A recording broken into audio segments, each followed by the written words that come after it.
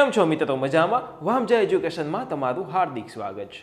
આજના વિડીયોમાં, આજના લેક્ચરમાં, આજના ટોપિકમાં આપણે એક આઈએમપી કહી શકાય તેવો નિબંધ જોશું.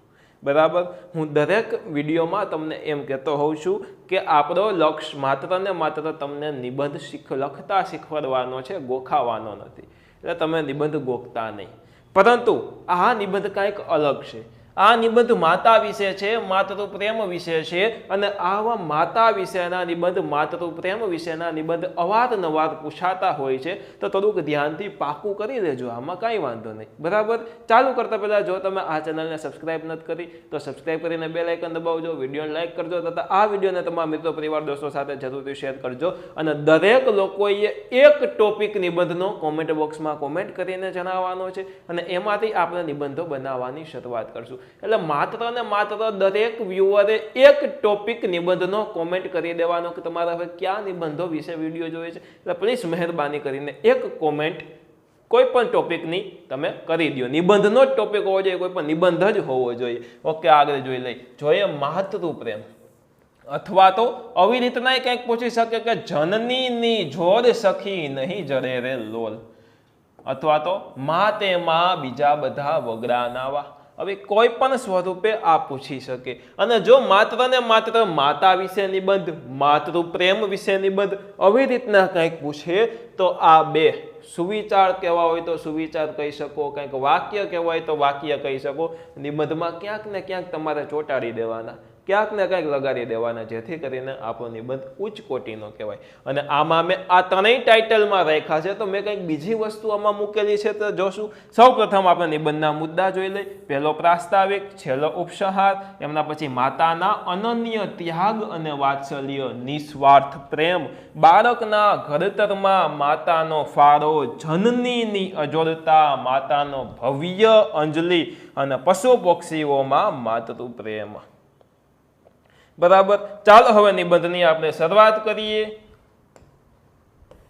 વર્ષે ઘડીક વ્યોમ વાદળી રે લોલ, માડીનો મેઘ બારે માસ રે, જનનીની જોડ સખી નહીં જરે રે લોલ.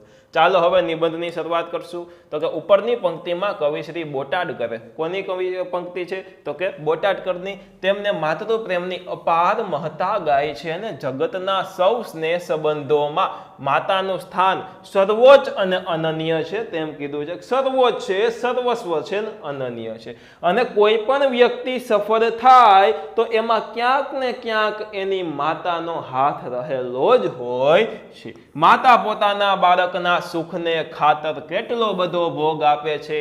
તે દિવસ રાત બાળકની સુખાકારીની ચિંતા કરતી રહે છે. બાળકની સંભાળ રાખવા માટે જરાય ઉણપ રહેવા દેતી નથી અને બાળકના ઉછેર, વિકાસ અને શિક્ષણની પાછળ તે પોતાની બધી શક્તિ ખર્ચી નાખે છે.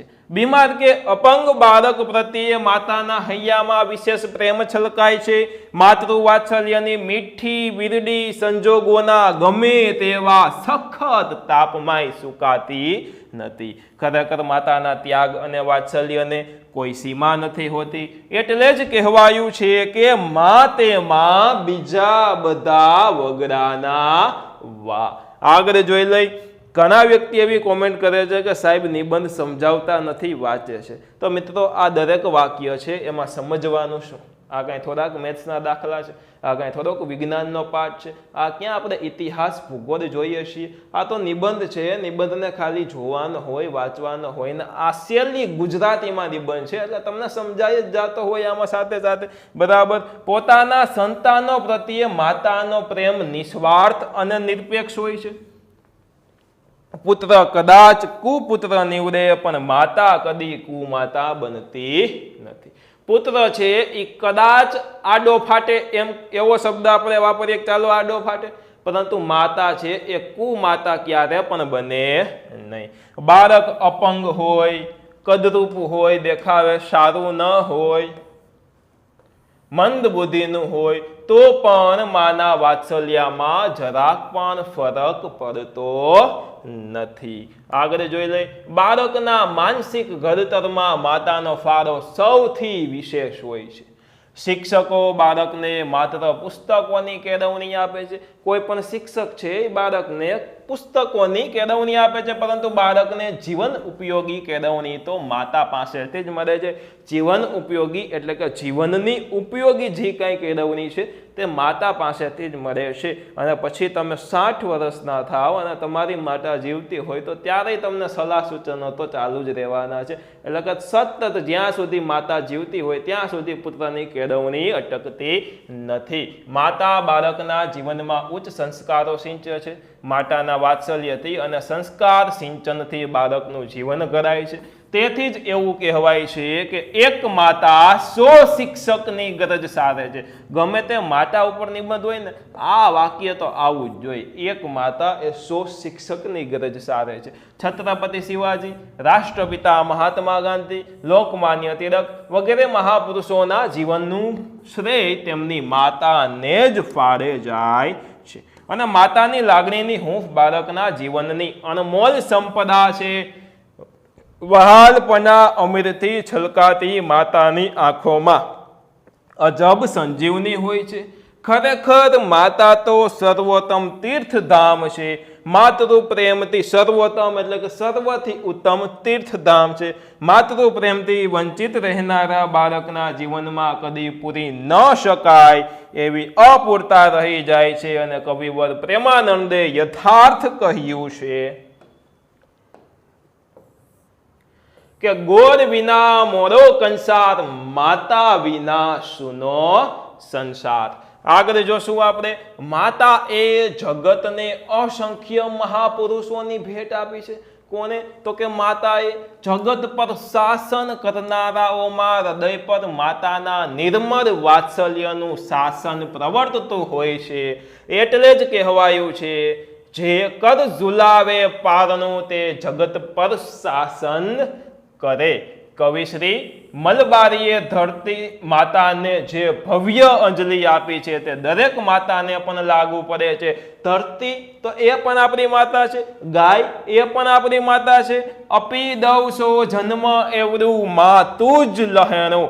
પશુ પક્ષીઓમાં પણ માતૃપ્રેમનું મહત્વ જોઈ શકાય છે. પશુ પક્ષીમાં પણ તમે માતૃપ્રેમનું મહત્વ જોઈ શકો છો. ચકલી પોતાના બચ્ચાને કેવી માવજતથી ઉછેરે છે. ગાય પોતાના વાછરડા પ્રત્યે કેવું વહાલ વસાવે છે.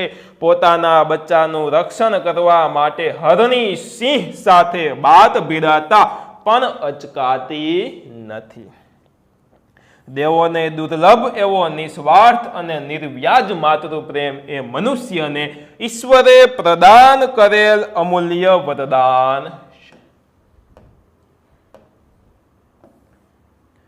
આની સાથે સાથે સરસ મજાનો આ માતૃપ્રેમ વિશે નિબંધ પૂર્ણ થાય છે.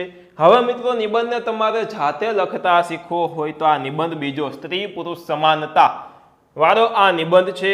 તે તમે તમારી રીતના જાતે લખવાની પહેલા ટ્રાય કરજો. મુદ્દા જોઈ લ્યો. પ્રસ્તાવના પહેલો મુદ્દો, એમના પછી વેદકાલીન દરજ્જો, મધ્ય યુગમાં સ્ત્રીની સ્થિતિ, બરાબર.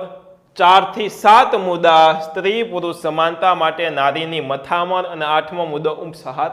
તમારી જાતે લખવાની ટ્રાય કરજો. ચાલો મિત્રો, આજના વિડીયોમાં આપણે આટલું જ રાખવાનું છે. તમને મજા આવી છે તો વિડીયોને લાઈક કરજો. ચેનલને સબસ્ક્રાઇબ નથી કરી તો સબસ્ક્રાઇબ કરીને બેલ આઇકન દબાવજો. તથા આ વિડીયોને તેમના મિત્રો, પરિવાર, દોસ્તો સાથે જરૂરથી શેર કરજો. અને તમે આખો આ વિડીયો જોયો છે તો 100% મારી ગેરંટી છે કે આ નિબંધ તમને ક્યાંક ને ક્યાંક કામ આવશે, આવશે ને આવશે જ. એટલે ચિંતા કરવાની જરાક પણ જરૂર નથી. ઓકે, ધન્યવાદ.